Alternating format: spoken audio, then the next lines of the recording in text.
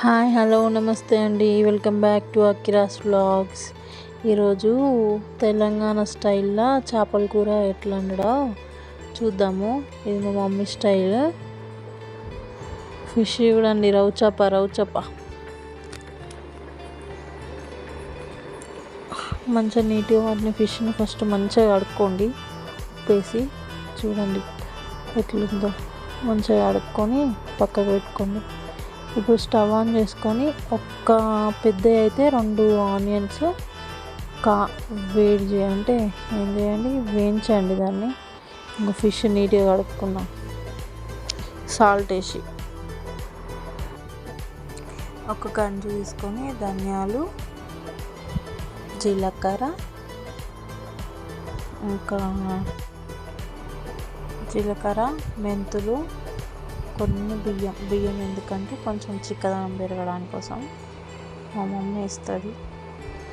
అవి దూరగా వేగాలి. మంచిగా వేగిన తర్వాత ఒకసారి మిక్సీ జార్ తీసుకొని ఆ మిక్సీ జార్లో వేసుకొని ఇందాక మనం కాల్చిన ఉల్లిగడ్డలను ఇవి 2 కలిపి పేస్ట్ చేసుకోవాలి, మెత్తగా పేస్ట్.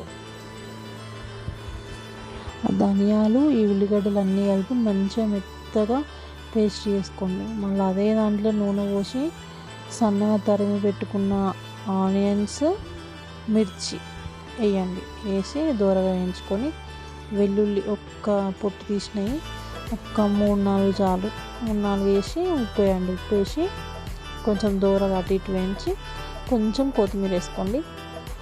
నా దగ్గర మెంతి లేదు, మెంతి ఉంటే మెంతి చేపల కూర మస్తు ఉంటుంది. పసుపు వేసుకోండి. పసుపు వేసుకొని కొంచెం అటు ఇటు కలిపి మళ్ళీ కొంచెం అయినాక అల్లము అవి వేగినాక మంచిగా ఉల్లిగడ్డను పచ్చిమిర్చి మంచిగా వేగినాక మళ్ళీ కొంచెం అల్లం వేసి మంచిగా పచ్చివాసన వేసి మనం ఇందాక పట్టుకున్న పేస్ట్ ఉంది కదా అది వేసేసిన. అలా వేసి కొంచెం నిన్న ఫస్ట్ నానబెట్టుకున్న కొంచెం చింతపండు, ఆ చింతపండు రసం వేసేసి కొంచెం మొత్తం ఉడకాలి. ఆ పేస్ట్ అనేది ఉడికి ఇట్లా ఆయిల్ అనేది పైకి తేలేదాకా ఉంచి దాంట్లో కారం వేసేసి కారం కూడా మంచిగా కలుపుకోండి. మీకు తగినంత వేసుకోండి, కారము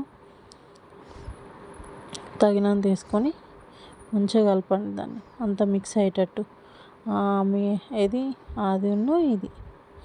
ధనియాల పొడి పేస్ట్ ప్లస్ కారం మొత్తం మిక్స్ అయినాక చేపలకు పట్టేటట్టు చేపలు మునిగేలాగా వేయండి. నేను చూసినాను అట్లా కలుపుకుంటూ వేసిన.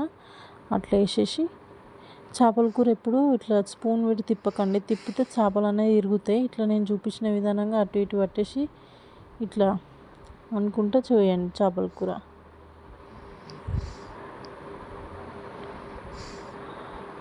ఇప్పుడు మంచిగా మళ్ళీ ఒక్కసారి మంచిగా కొంచెం చేపలు ఉడికినట్టు అవుతాయి కదా, అప్పుడు మళ్ళీ ఒకసారి చేసి చింతపులుసు అనేది కొంచెం ఆయిల్ పైకి తేలినాకనే అంతా కలిగినాక మొత్తం ఆయిల్ పైకి వచ్చింది అనేటప్పుడే మళ్ళీ చింతపులుసు కలుపుకున్నది మనం నానబెట్టుకున్నది ఉంటుంది కదా అది వేసేసి కొంచెం ఇట్లా మధ్యలో స్పూన్ పెట్టి ఇట్లా తిప్పండి, లేదంటే చేపలన్నీ ఇరుగుతాయి. మెల్లగా అనాలి, మెల్లగాని. అయితే నేను ఇది ఏం చేస్తాను అంటే మళ్ళీ ఒక సపరేట్ గిన్నె తీసుకొని దాంట్లోకి ఈ పులుసు ట్రాన్స్ఫర్ చేసుకొని ఒక పీస్ వేసేసి పక్కకు ఉడకబెట్టడం ఎందుకంటే కొంచెం థిక్నెస్ అనేది ఎక్కువ అవుతుంది. అట్లా సపరేట్గా ఉడకబెట్టి ఒక 5-10 మినిట్స్ మళ్ళీ అది ఇలా పోసేసి ఇది 2 సార్లు కొంచెం ఉడకబెట్టి ఇప్పుడు అది ఉడికింది, దగ్గరికి అయిపోయింది కర్రీ.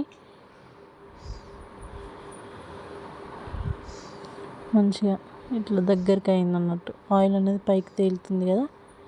చూడండి, ఫిష్ కర్రీ కంప్లీట్ అయింది. సర్వ్ చేసుకొని తినడమే. ఏమీ ఫిష్ కర్రీ. ఎవరికి నచ్చకుండా ఇట్లా వేసి చూడండి, మస్తు ఉంటుంది ఫిష్ కర్రీ. ఏమీ చేపల కూర రెడీ అయిపోయింది. మీరు కూడా ఇట్లా ట్రై చేసి నాకు కామెంట్ చేయండి. లాస్ట్కి కొత్తిమీరతో గార్నిష్ చేసుకోవడమే. తినండి, ఎంజాయ్ చేయండి. Please to like, share, comment, subscribe my channel. Thank you, bye.